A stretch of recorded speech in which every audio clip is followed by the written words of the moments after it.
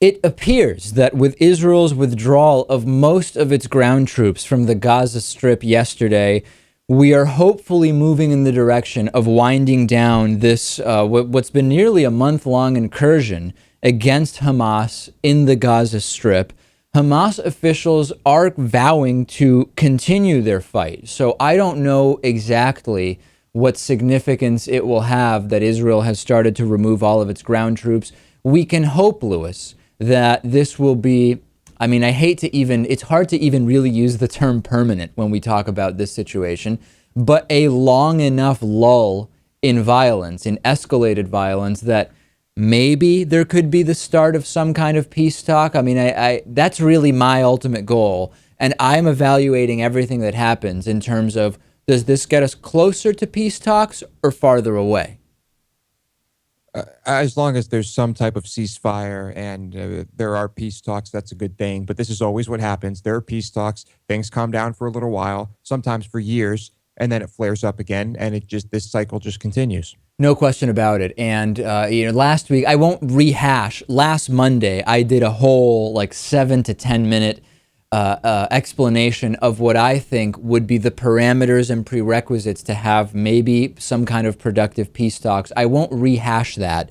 I do want to answer a couple of questions that came in, though, Lewis. One was about media bias, right? I get emails from people saying U.S. media, even let's take a step back, Western media is completely slanted against Israel, and some who say Western media is completely slanted in favor of Israel. And what's interesting, Lewis, is that when you look at this, you can really make a case for either depending on what information you include in your analysis. So I'll give you an example.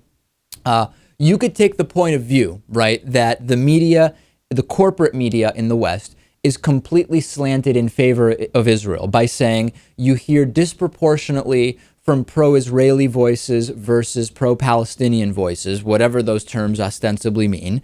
And you don't really ever hear significant criticisms of Western funding of Israel. And that means we have completely pro-Israeli corporate media coverage, right? We hear that often, Lewis, and that's one analysis that can certainly be made. That's a common one, yes. Okay.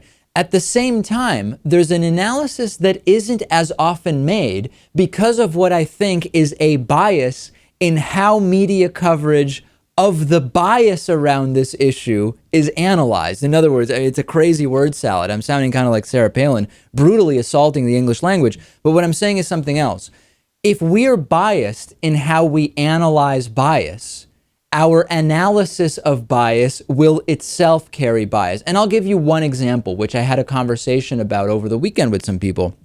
If you look at the reports of the deaths around this recent 3 to 4 week conflict, you constantly hear reports of 100 Palestinians killed, 50 civilians, or 40 women and children killed.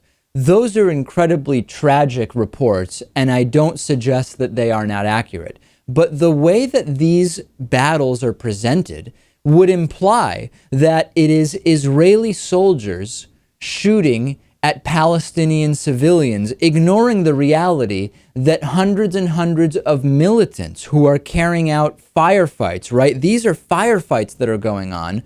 Those deaths are almost never mentioned. In fact, sometimes you only hear about the fact that 10 children were killed, and it ignores that this was a battle between militants and the Israeli military. Now, I know the emails I'm going to get.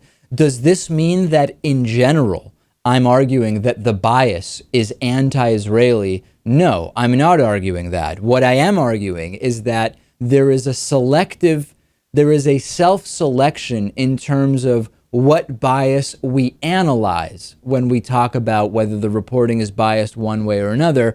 And everybody seems to fall into this. It's interesting because the big media outlets, they, of course, in some way, at least to some extent, are biased in one way or another. But they don't want to address bias because they know they have some bias. And then they'll interview people, and those people might bring it up. and they just try to quell the whole thing. Yeah. And it's a disaster. And another example, by the way, is over the weekend, there was the ceasefire that was the UN kind of brokered I believe it was a 72-hour ceasefire.